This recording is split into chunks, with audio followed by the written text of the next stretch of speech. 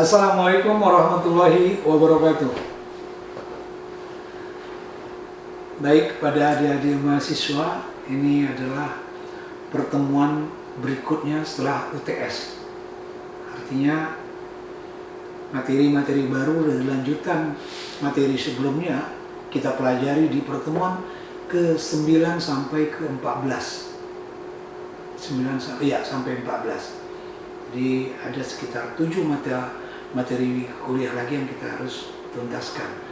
Saya minta adik-adik mahasiswa semua hadir dalam pertemuan ini, kecuali memang ada sesuatu yang tidak bisa ditinggalkan. Kalau masih bisa ditinggalkan, hadirlah. Karena hitungan Anda nanti di sini adalah 80% kehadiran Anda baru Anda bisa ujian. Kalau kurang dari 80%, Anda tidak bisa ikut ujian. Jadi saya minta untuk bisa hadir.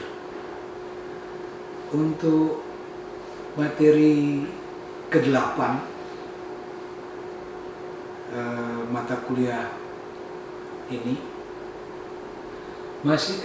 materi ke-9, mahasiswa mengetahui dan memahami bentuk-bentuk komunikasi yang terjadi di dalam kelompok. Bagaimana bentuk-bentuk komunikasi yang terjadi dalam kelompok? Kita harus pelajari. Bentuk-bentuk komunikasi kelompok. Komunikasi kelompok deskriptif, komunikasi kelompok preskriptif, komunikasi kelompok kecil, komunikasi kelompok besar.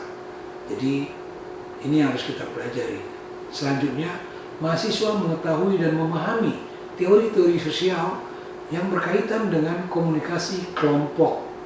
Materi kajiannya adalah teori-teori sosial yang berkaitan dengan komunikasi kelompok itu apa saja?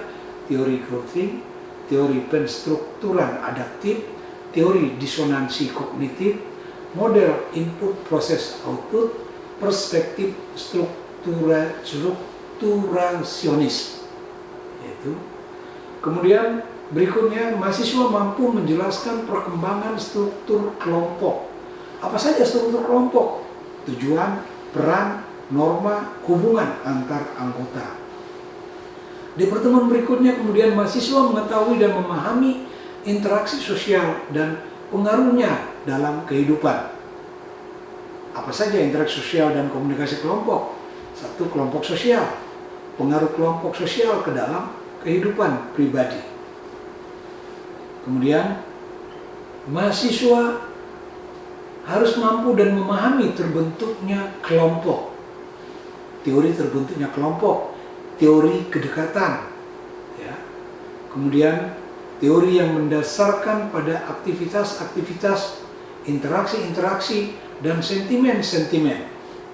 Kemudian, teori keseimbangan, teori alasan praktis. Jadi ada 4 teori-teori tersebut.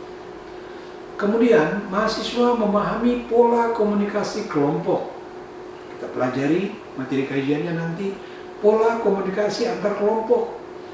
Apa saja faktor yang mempengaruhi komunikasi antar kelompok? Kemudian, pola dan jaringan komunikasi antar kelompok. Berikutnya, yang ke-14, mahasiswa mampu menjelaskan konsep konformitas dan penyimpangan dalam kelompok. Apa itu konformitas? Faktor-faktor yang mempengaruhinya. Kemudian penyimpangan dan penolakan, status dari penyimpangan dan identitas. Nah, ini jadi harus diikutin semua mahasiswa agar dapat memahami apa itu